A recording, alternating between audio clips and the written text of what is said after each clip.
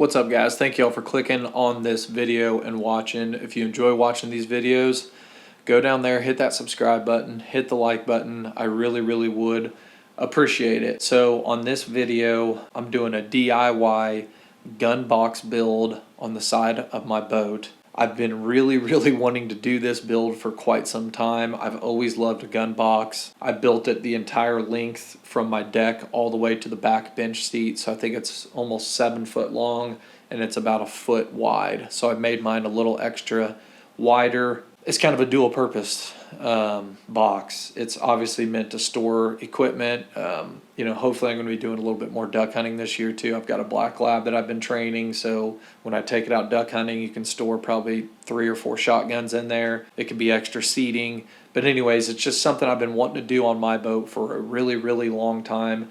And this project did take me quite some time to complete. On this video, it's probably going to be pretty lengthy, but it's going to be a step-by-step build on how I built my gun box on my John boat, and I'm excited to share this with you. So hope y'all enjoy and hope y'all learn something.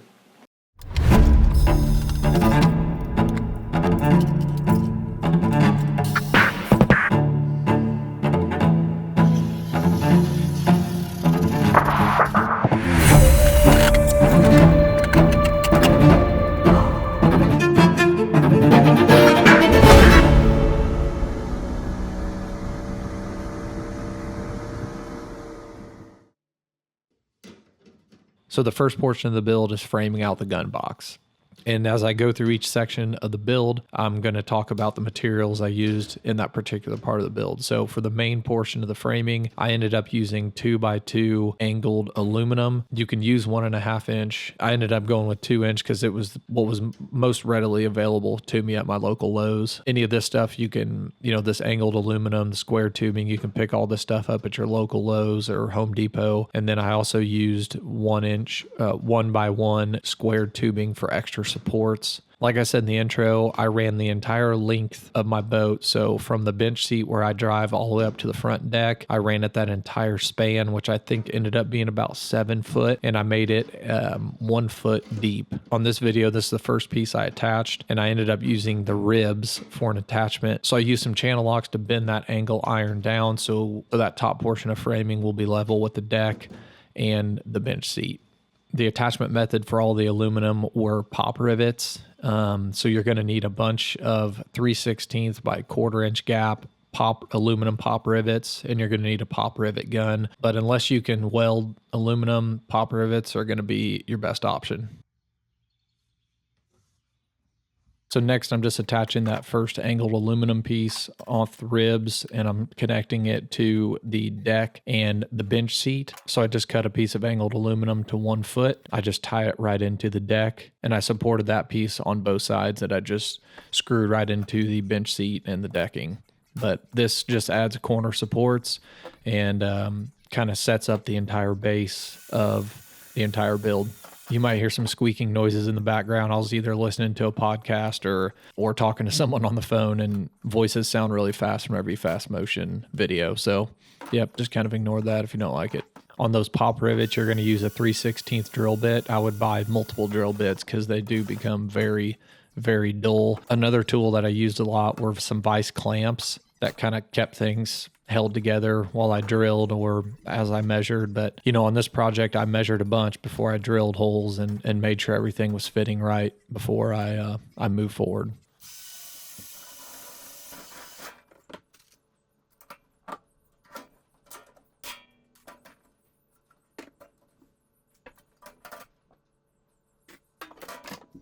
So once the outside framing is completed and you have the shape of the box, you got to start thinking about vertical supports. This is one reason why I attached to the ribs on the boat. That provided a vertical support on the outside, but on the inside, there's a long stretch there that has no vertical supports. So this is where the 1x1 tubing comes into play to create those vertical supports on that inside stretch. So I used a bunch of scrap 2x2 angled aluminum for brackets to attach the 1x1s down to the flooring. And I made my own brackets out of 1 inch by 16th inch thick flat stock that you can also purchase at Lowe's or Home Depot. I just would cut a section out and I would bend it to make an L and then use that as a attachment for the vertical bracing. I was on the phone with my buddy Levi on this clip, and we really sound like a bunch of chipmunks. So sorry about the goofy audio, but I'm attaching the first vertical brace on this clip.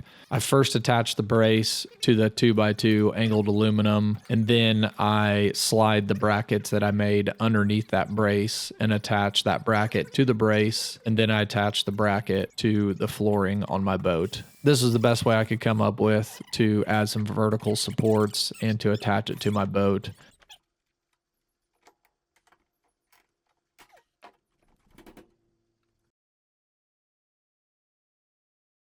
So I did notice between the ribs of the boat was still a little spongy, so I did end up adding some other vertical braces between some of the ribs to add some rigidity to that side as well. I didn't get a lot of footage of the next step, which was putting in horizontal braces between the angled aluminum, partly because I was getting a little bit frustrated on the decision on the hatch lid, which I'm going to dive into next. I was really conflicted on the hatch door. The initial plan was to buy a dry hatch door from Tiny Boat Nation. They make an awesome product, but they were a little bit more money than what I wanted to spend, and I think it took 2 or 3 weeks or something to ship. It took me forever and to make a decision on this, which is why I didn't get a lot of footage, but I just decided I was going to try to manufacture and make my own hatch door. So what I came up with for the dry hatch door was basically that I needed to build 2 different rectangles. One rectangle, which was the easiest one, was to build into the gun box. It's the frame. I wanted it 8 inches wide by 24 inches long. So I built that into the gun box that I already built my boat. I actually reinforced underneath it too with some 1x1 square tubing. And then the second rectangle, which would be the top rectangle, which is the actual lid or the hatch door that's on a hinge. And I just used a 24-inch P&O stainless steel P&O lid or hinge that I found at Lowe's. But that's how I had to connect them and have that, opening and closing motion. Couple of problems I ran into. One, how do I build the frame for the hatch door, the lid itself? And number 2, what would be the connection mechanism between the base and the lid? So for the first problem, building the rectangle for the actual lid, I just used 3/4 inch square tubing, cut 2 8-inch sections and 2 24-inch sections and just connected them together using an L bracket in the corner to kind of hold that frame in place. Then on the lid part, underneath the lid, I just put a single 3/4 inch angle aluminum like this. So I attached this around all 4 corners of that rectangle. And then on the base, if you just flip this over, I built a U-channel for the base. So you can imagine that lid that's shaped like this can close right into that groove right there. That, for some reason, took me forever to figure out and forever to build, but I did end up building it, and it doesn't sit perfectly flush because I had to kind of build it up a little bit higher than I wanted to, but the door is properly functioning. It opens and closes, and it serves the purpose that I need it for. So that is how I ended up doing the hatch door. Again, this was a really frustrating process because I just didn't really quite have a set goal or plan in mind whenever I decided to make my own hatch door. So the second to last step was sheeting the box. It's really started to come together when I started to put the sheeting on. I ended up buying from a website called onlinemetals.com. I bought 2 pieces that were 24 inches wide by 48 inches long, and it was 0.09 inches thick.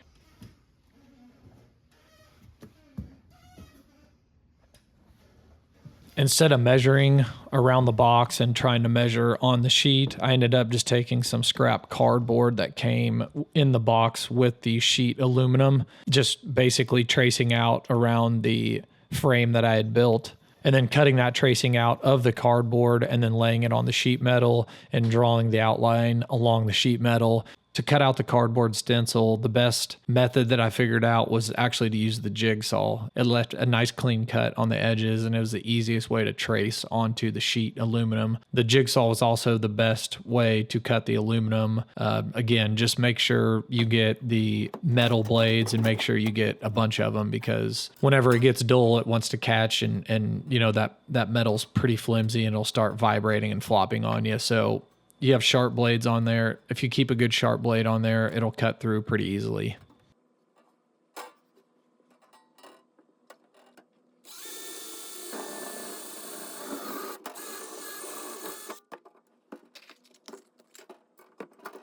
Obviously, there's a lot of human error in the stencil, so it doesn't make an absolute perfect outline. So there's a couple times I just had to make a few trim cuts on the sheet aluminum to get the pieces to fit in properly.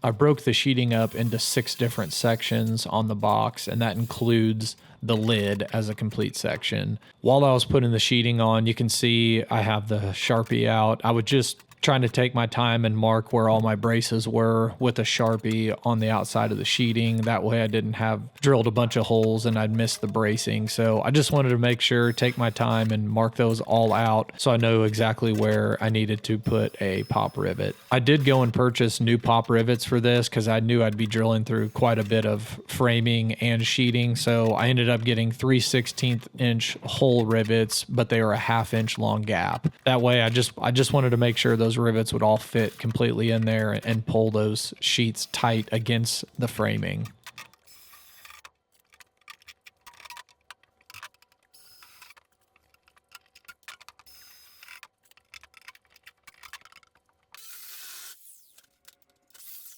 I did the sheeting on the lid last, and I'm glad that it really helped shore up that lid. It was feeling a little flimsy before I got the sheeting on, but I had a feeling that that sheeting would really help pull everything together and tighten that lid up. And really that was the case for the entire gun box build. All that sheeting really tightened everything up and made everything feel really firm and sturdy. You know, whenever you put the sheeting on, it just helps distribute that weight evenly along the entire frame. So I'm really glad the way the sheeting was put together and the way it turned out.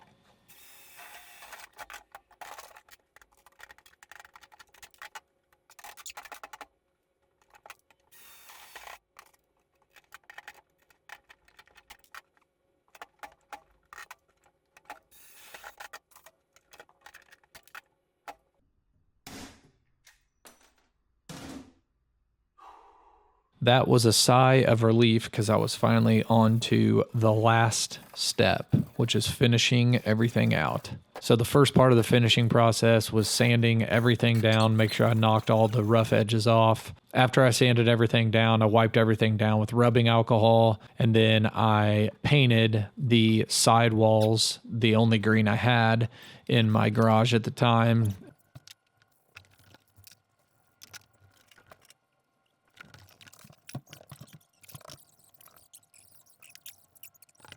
I painted the sidewall, and then on the top of the gun box, I wanted to put a C-deck type material. I didn't use C-deck. I will link in the description along with everything else, the type of decking that I used on the top, but I bought it off Amazon, and it was the cheapest decking that I could find that had 3M adhesive backing on it, which is what I wanted.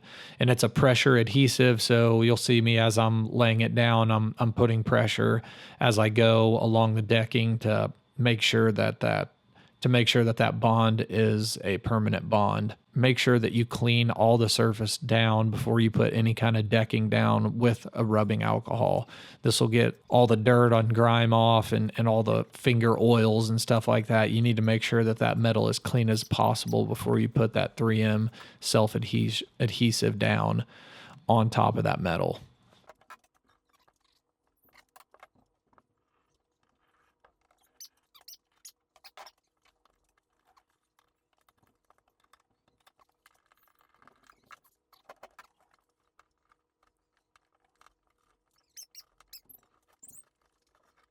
So the last thing I wanted to add to this video, although it doesn't have anything to do with the actual gun box, but I wanted to add a back hatch to my bench seat so I could move all of my batteries from that back compartment up into the bench seat and kind of hide all the wiring, because it was kind of a mess there behind me and I couldn't put my feet back there whenever I drove my boat.